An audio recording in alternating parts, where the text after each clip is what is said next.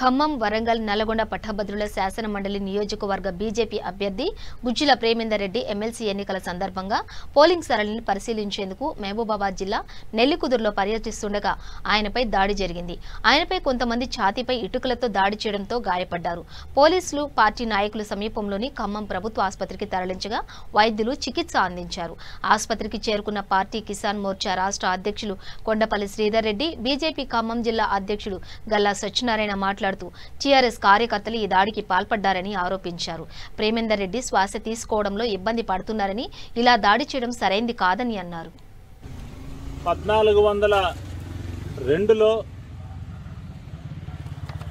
మరి ఒగ్గు జయభారత్ రెడ్డి గారు ఈ రోజున జర్మనీలో ఉన్నారు. వారి పేరుతో మరి టీఆర్ఎస్ వాళ్ళు దొంగ ఓటు వేంసూరులో వేయించారు. ఇదేమని ప్రశ్నిస్తే జవాబు చెప్పే అధికారం లేడు, జవాబు చెప్పే వ్యవస్థ లేకుండా ఈరోజు ఇటువంటి దొంగ ఓట్లు వేపిస్తూ టీఆర్ఎస్ తన ఓటమి భయంతో ఇటువంటి ఆడాలు చేస్తుంది. ఈ ఎన్నికల్లో మరి పట్టభద్రులు, మేధావులు, ఉద్యోగులు, నిరుద్యోగులు అందరూ కూడా భారతీయ జనతా పార్టీ వైపు మొగ్గు చూపుతూ గుజ్జుల ప్రేమేందర్ రెడ్డి గారికి మొదటి ప్రాధాన్యత ఓటు వేసి మరి అత్యధిక మెజార్టీ గెలిపించబోతున్నారు.